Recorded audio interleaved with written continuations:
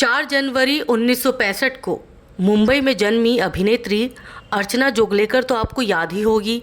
अपनी खूबसूरत आंखों और लंबे बालों के चलते लोगों का ध्यान खींचने वाली अर्चना हिंदी, मराठी और उड़िया फिल्मों के लिए मशहूर हैं।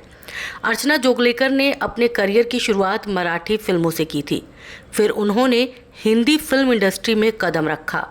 अर्चना की पहली हिंदी फिल्म थी मर्दों में मर्द। इसके बाद उनके हाथ एक ऐसी फिल्म लगी जिसने उन्हें 80 के दशक की हिट एक्ट्रेस बना दिया। ये फिल्म थी संसार। रेखा, राज बब्बर और अनुपम खेर जैसे सितारों से सजी फिल्म में रजनी का किरदार निभाने वाली अर्चना रातों रात स्टार बन गई। भले ही उनका सपोर्टिंग रोल था, लेकिन उन्होंने अपनी खूबसूरती और अभिनय से ऑडियंस और क्रिटिक्स का दिल जीत लिया था। हिंदी में पॉपुलैरिटी हासिल करने के बाद अर्चना ने बिल्लू बादशाह, आग से खेलेंगे, बात है प्यार की और आतंक ही आतंक जैसी फिल्मों में काम किया। फिल्मों के बाद एक्ट्रेस ने टेलीविज़न शो चुनौती में भी खूब नाम कमाया। वो फूल बनती शो में भी दिखाई दी, लेकिन फिर कुछ ऐसा हुआ जिसने एक्ट्रेस को अंदर तक हिला कर रख दिया। उस हादसे ने अर्चना की ज़िंदगी को पूरी तरह से बदल कर रख दिया। कल तक जो अभिनेत्री फिल्मों में आना चाहती थी, नाम कमाना चाहती थी, अचानक से वो खुद को छुपा लेना चाहती थी। दरअसल अर्चना देश भर में अपनी खूबसूरती के लिए मशहूर थी।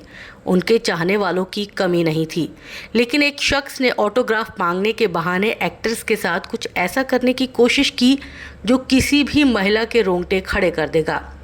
दरअसल अर्चना एक उड़िया फिल्म की शूटिंग करने के लिए भुवनेश्वर गई थी। 30 मई 1997 की रात थी। एक्ट्रेस फिल्म की शूटिंग के बाद अपने सरकारी पंथ निवास के कमरे में गई।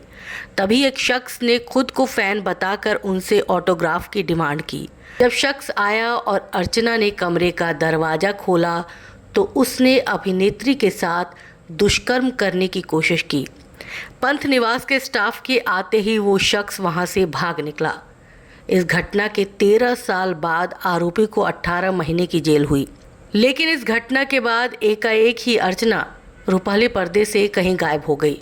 जब अर्चना अपने करियर के पीक पर थी तो उन्होंने शादी कर ली और अमेरिका शिफ्ट हो गई।